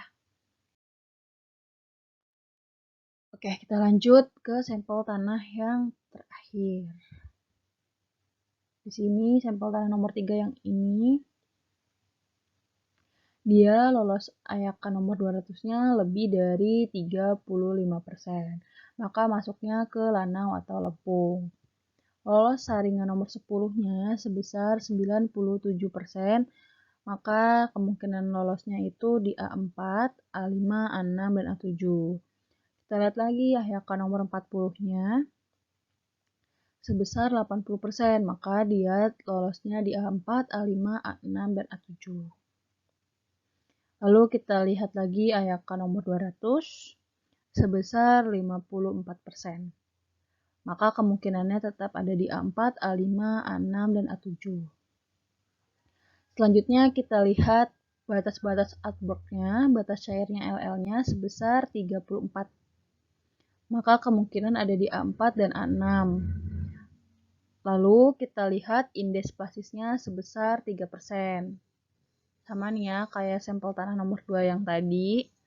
Maka klasifikasi sampel tanah nomor 3 adalah A4 karena maksimal PI-nya adalah 10. Dan material pokok pada umumnya yaitu tanah berlanau. Nah, setelah sudah menjelaskan klasifikasi tanah menurut metode ASTO, sekarang kita ke metode USCS. Di sini sama, ada 16 sampel tanah dari 6 kurva. Nah, di sini ada tabel ketentuan sama kayak tadi. Jadi, dia itu sama dibagi menjadi 2 klasifikasi, yaitu tanah berbutir kasar atau tanah berbutir halus. Kan dikatakan apabila tanah berbutir kasar, tanah tersebut lolos ayakan nomor 200 kurang dari 50%. Ini. Dan dikatakan tanah berbutir halus apabila tanah tersebut lolos ayakan nomor 200 lebih dari 50%. Jika kita menemukan apabila tanah tersebut berbutir halus atau berbutir kasar, maka selanjutnya jika misalnya nih ya, tanah dia berbutir kasar, maka kita membaca ayakan nomor 4. Nah, kita ke sini. Untuk menentukan dia kerikil atau gravel, pasir atau dia sand, dikatakan kerikil atau gravel apabila tanah tersebut lolos ayakan nomor 4 kurang dari 50%. Dan dikatakan dia pasir apabila tanah tersebut lolos ayakan nomor 4 lebih dari 50%. Nah, setelah mengetahui dia kerikil atau pasir, maka selanjutnya kita tinjau lagi ke ayakan nomor 200. Untuk mengetahui jika dia kerikilnya masuknya ke kerikil besi atau kerikil campuran. Jika persentase tanahnya kurang dari 5%, maka termasuknya kerikil bersih. Dan apabila dia lebih dari 12%, maka termasuknya kerikil campuran.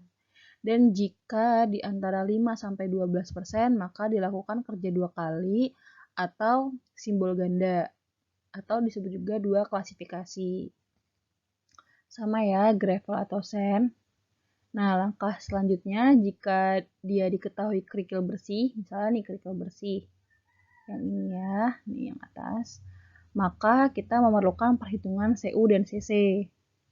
Untuk mengetahui dia kerikil well graded atau poor graded. Dikatakan well graded apabila CU lebih besar atau sama dengan 4 dan CC di antara 1 dan 3.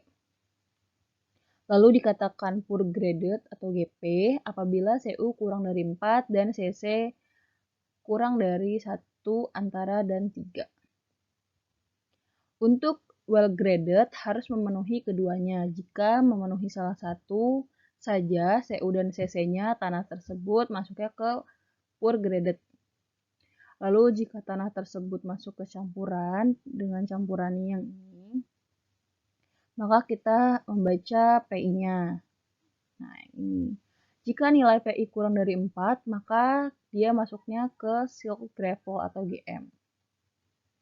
Dan jika dikatakan PI-nya lebih dari 7, maka dia masuknya ke clay gravel atau GC. Tapi jika nilai PI-nya antara 4 dan 7, maka tanah tersebut masuknya ke daerah arsiran yang bisa kita lihat di tabel plastisitas dan memiliki simbol ganda. Step ini pun berlaku untuk pasir, ya. Jadi ini sama ini ketentuannya sama. Oke. Selanjutnya apabila tanah tersebut masuk ke butiran halus, maka kita perlu membaca liquid limit atau LL-nya. Jika liquid limit kurang dari 50%, maka dia masuknya tanah low. Dan jika liquid limitnya lebih dari 50%, maka dia masuknya tanah high. Untuk mengetahui kelompok tanah mana, kita perlu mengeplot nilai LE dalam PI ke tabel plastisitas. Nah, yang ini tabel plastisitasnya. Nah, jika dia di bawah garis A tuh yang ini ya, A line yang ini, kurang dari 50%, ini persentasenya kurang dari, maka dia di sebelah kiri, maka masuknya ke ML or OL. Jika dia lebih dari 50%, maka masuknya ke MH or OH. Lalu jika dia di atas garis A kurang dari 50%, maka masuknya CL or OL. Dan jika lebih dari 50%, maka masuknya ke CH or OH.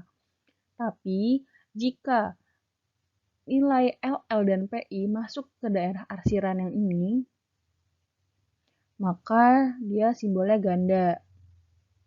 Nih, berarti dia di antara 4 sampai 7, jadi 5 dan 6 masuknya ke sini, gitu. Selanjutnya kita masuk ke soal. Nah, lanjut. Sini ada contoh soalnya, ada grafik 1.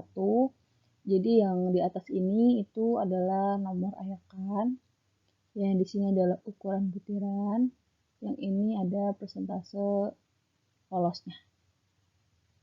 Nah, di sini ada 3 sampel tanah, sampel tanah 1, 2, dan 3. Untuk sampel tanah 1 yang ini, diketahui lolos ayakannya nomor 200, sebesar 2%. Di sini termasuk butir kasar, karena dia lolos ayakan nomor 200-nya kurang dari 50%. Langkah selanjutnya yaitu membaca ayakan nomor 4. Karena di sini tanah satunya sudah 100%, maka otomatis ayakan nomor 4 dia sudah pasti lolos. Gitu. Nah, maka tanah nomor 1 untuk ayakan nomor 4 lebih dari 50%. Maka dia termasuk tanah pasir atau sand. Selanjutnya, kita mengetahui tanah tersebut adalah pasir, maka langkah selanjutnya kembali membaca ayakan nomor 200. Untuk mengetahui jika dia pasir, dia masuk ke pasir bersih atau pasir campuran sih. Di sini ayakan nomor 200 sebesar 2%, maka tanah satu tersebut masuknya ke pasir bersih karena kurang dari 5%. Langkah selanjutnya menghitung CU dan CC-nya untuk mengetahui apakah dia SP atau SW. Sebenarnya secara grafik bisa dikatakan prograded karena dia tegak lurus. Jadi kita bisa langsung melihat dia secara visual. Tapi karena untuk memastikannya kita harus menghitung CU dan CC-nya. Di sini CU memenuhi dan CC-nya tidak memenuhi, maka dia termasuk tanah sand poor graded atau SP, kelompok tanahnya. Karena syarat sand graded yaitu CU dan CC harus memenuhi keduanya. Nah, selanjutnya udah Temukan yang sampel tanah 1, kita lanjut ke sampel tanah kedua. Sampel tanah kedua diketahui lolos AYK nomor 200-nya sebanyak 8%, maka di sini termasuk butir kasar juga. Karena di AYK nomor 200 kurang dari 50%, langkah selanjutnya kita membaca AYK nomor 4. Di AYK nomor 4 mendapatkan 75%, maka dia termasuk pasir atau sand, karena tanah 2 ini termasuk lebih dari 50% lolosnya. Selanjutnya kita tinjau lagi, kita lihat lagi di AYK nomor 200. Di sini AYK nomor 200 sebesar 8%. Karena dia di antara 5 sampai 12%, maka dia tanah masuknya ke simbol ganda atau kita kerja 2 kali gitu. Di sini kita menentukan apakah dia SP atau SW terlebih dahulu sebelum menentukan dia SM atau dia SC. Di sini tanah 2 CU-nya lebih dari 4, maka dia tidak memenuhi.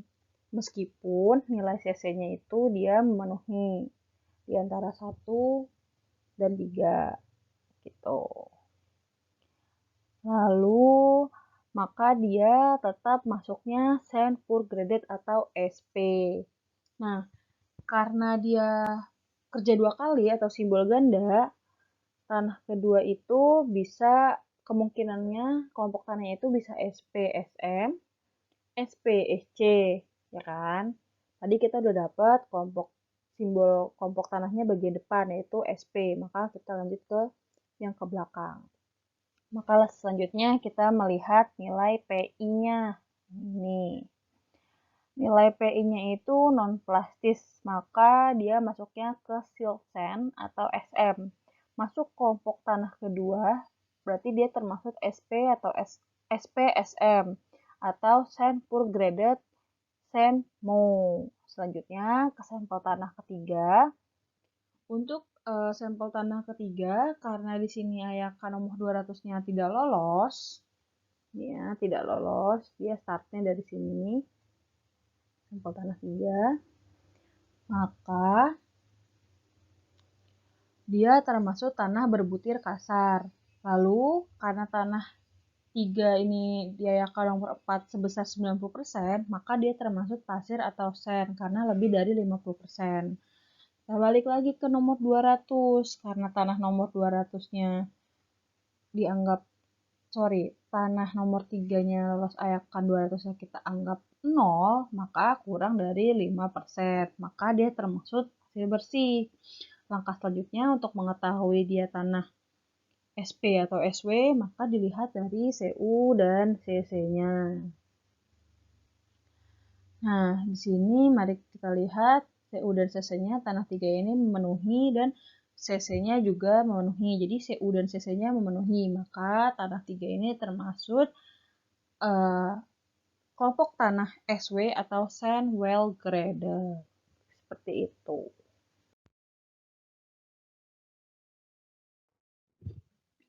Selanjutnya grafik tanah nomor 2. Di sini kita dapat lihat ada 3 sampel tanah yang sama-sama untuk AYK nomor 200-nya lolosnya itu lebih dari 50%, maka dia termasuk ke butir halus. Lalu langkah selanjutnya kita membaca liquid limit atau LL. Di sini ketiga sampel tanahnya lebih dari 50%, maka otomatis masuknya ke high. Untuk mengetahui dia MH, OH, atau CH, maka kita harus mengeplot pada grafik indeks plastis dengan cara memasukkan LL dan PI ke grafik tersebut. Saya memperoleh ketiga sampel tanahnya masuk ke dalam kelompok tanah MH or OH. Nah, di sini untuk memastikan tanahnya MH atau OH, untuk memastikan dia MH atau OH, maka memerlukan penyelidikan lebih lanjut dengan penelitian secara langsung untuk dapat mengetahui warna tanah tersebut, jenis tanah tersebut, sifat tanah tersebut, barulah kita bisa menentukan apakah sampel tanah tersebut dia itu hanya MH atau hanya OH, seperti itu.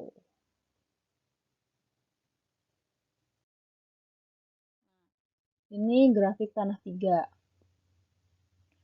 Grafik ketiga ini ada 2 sampel tanah, yaitu sampel tanah yang pertama persentase lolos AYAKA nomor 200-nya sebesar 38%. Maka tanah pertama masuknya ke butir kasar karena kurang dari 50%. Selanjutnya itu kita lihat AYAKA nomor 4 sebesar 90%. Berarti dia masuknya ke pasir atau sand karena lebih dari 50%. Lalu untuk mengetahui tanah satu ini termasuk pasir bersih atau kasar, maka kita perlu membaca ayakan lagi nomor 200. Karena di sini ayakan nomor 200 sebesar 38%, maka dia masuk ke tanah campuran karena dia lebih dari 12%, yaitu antara CM atau yaitu antara SC atau SM. Maka langkah selanjutnya kita membaca nih nilai PIPL-nya. Karena nilai PI-nya lebih dari 7, maka kita simpulkan bahwa tanah 1 masuknya ke kelompok tanah SC atau sand clay. Ya. Lanjut, begitupun sampel tanah 2, ayakannya sebesar 20, maka butiran kasarnya kurang dari 50%. Dia berarti masuknya ke butiran kasar. Untuk ayakan nomor 4-nya, dia lolos sebesar 92%, maka masuknya ke pasir atau sand. Karena dia lolos ayakan nomor 4-nya lebih dari 50%. Setelah itu kita lihat lagi ayakan nomor 200. Sampel tanahnya sebesar 20%. Karena dia lebih dari 12%, maka termasuk pasir dengan campuran. Selanjutnya kita baca PI-nya karena nilai PI-nya lebih dari 7. Dapat kita simpulkan bahwa sampel tanah 2 masuknya ke kelompok tanah SC atau sand clay juga.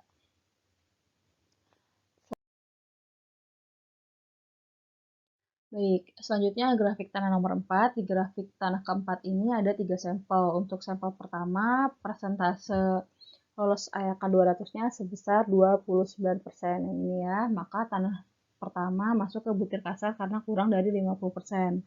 Langkah selanjutnya yaitu membaca ayakan nomor 4, karena di sini tanah 1 untuk ayakan nomor 4 mendapatkan hasil 85%, maka dia termasuk pasir atau sand, karena tanah 1 untuk ayakan nomor 4 lebih dari 50%. Lalu untuk mengetahui tanah 1 termasuk pasir bersih atau pasir campuran, maka kita perlu membaca ayakan nomor 200 lagi nih. Nah, dia kan lebih dari 12%. Maka masuknya ke tanah campuran. Lalu langkah selanjutnya membaca PI, karena PI-nya non-plastis, maka dia termasuk kelompok tanah SM atau sand mold. Ya. Begitupun untuk sampel tanah kedua, lolos ayakannya 200-nya itu 15%, maka langkah pertamanya masuk ke butir kasar, karena kurang dari 50%, lalu langkah keduanya ke ayakan nomor 4, didapatkan hasil 75%, maka dia termasuk pasir atau sand. Tanah lanjut kita tinjau lagi kan, ke ayakan nomor 200 nih, dia sebesar 15%, maka dia lebih dari 12%, maka masuknya ke campuran. Langkah selanjutnya pembacaan PI. Karena PI-nya di sini non plastis, maka dia termasuk kelompok tanah SM atau sandmo juga. Sedangkan sampel tanah ketiga nih yang terakhir, dia lolos ayakannya sebesar 8%. Maka dia masuknya ke butir kasar karena masih kurang dari 50%. Karena di sini tanah ketiga sudah 100%, maka otomatis ayakan nomor 4 sudah pasti lolos. Maka dia termasuk tanah, pasir, atau sand. Langkah selanjutnya pembacaan PI, karena PI-nya 5%, maka dia termasuk kelompok daerah arsiran. Yang tadi nih, dia jadi di antara 4 sampai 7. Jadi dia ada 3 simbol kelompok tanah, yaitu SP, SC, dan SM.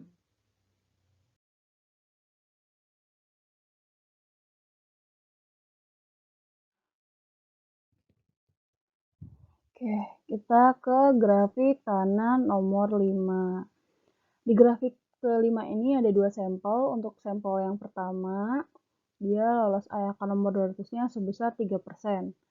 Maka tanah pertama masuk ke butir kasar karena kurang dari 50%. Lalu langkah selanjutnya yaitu membaca ayakan nomor 4. Karena di sini tanah 1 untuk ayakan nomor 4-nya mendapatkan 26%, maka dia termasuk kerikil atau gravel. Karena tanah 1 ini lolos ayakan nomor 4-nya kurang dari 50%. Lalu Untuk menentukan tanah satu ini termasuk kerikil bersih atau campuran, maka kita perlu membaca ayakan nomor 200 lagi. Karena tanah satu di sini ayakan nomor 200-nya sebesar 3%. Maka dia masuk ke kerikil bersih. Gitu.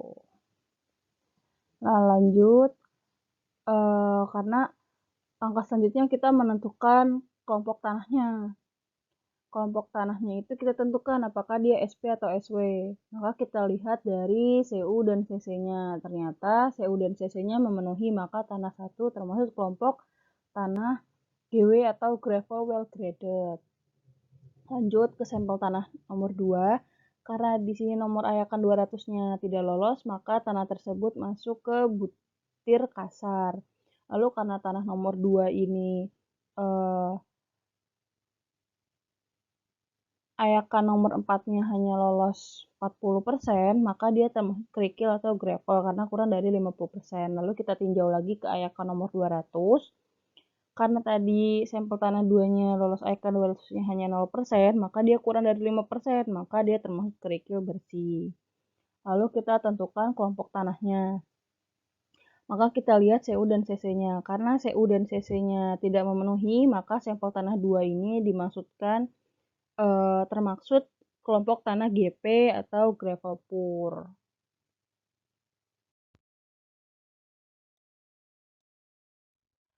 Oke, kita ke grafik tanah terakhir, tanah nomor 6 dengan 3 sampel tanah terakhir.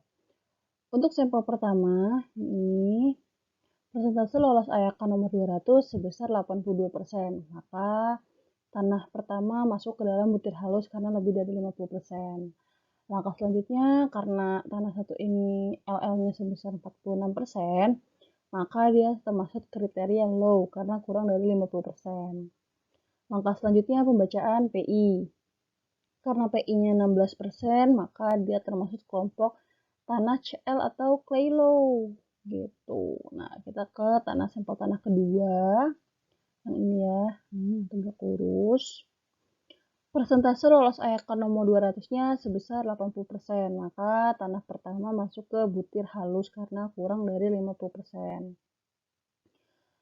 Langkah selanjutnya kita membaca liquid limit atau LL-nya. Di sini tanah kedua dia sebesar 30%, maka dia masuknya ke low karena kurang dari 50%. Untuk mengetahui apakah dia MH, ML, atau CH, maka kita harus mengupload pada grafik indeks klasisitas dengan cara memasukkan LL dan PI ke grafik tersebut. Saya memperoleh sampel tanah kedua ini masuk ke dalam tanah ML or OL. Untuk memastikan tanahnya ML atau OL, kita memerlukan penyelidikan lebih lanjut dengan penelitian secara langsung untuk mengetahui warna tersebut, jenis tanah, sifat tanah tersebut, dan barulah kita dapat menentukan apakah sampel tanah tersebut ML or OL. Gitu. Nah, untuk sampel tanah ketiga, persentase lolosnya nomor 200-nya sebesar 54%. Maka tanah pertama masuknya ke butir halus. Karena lebih dari 50%, maka selanjutnya kita pembacaan liquid limit. Di sini sampel tanah ketiga sebesar 34%, maka dia masuknya ke low karena kurang dari 50%. Untuk mengetahui apakah dia MH, ML, atau CH, maka kita harus mengupload pada grafik indeks plasisitas dengan cara memasukkan LL dan PI ke grafik tersebut. Saya memperoleh sampel tanah ketiga ini masuk ke dalam kelompok ML or OL, sama seperti yang kedua tadi ya. Maka untuk memastikan dia ML or OL-nya, dilakukan penyelidikan lebih lanjut dengan penelitian secara langsung. Untuk mengetahui warna tanah tersebut, jenis tanah, sifat tanah, barulah kita dapat menentukan apakah sampel tanah tersebut ML or OL. Oke, selesai sudah pembahasan materi nomor 6 tentang pembacaan klasifikasi tanah dengan metode ASTO dan USCS. Akhirnya kita telah sampai di penghujung presentasi dengan membahas 6 soal di atas.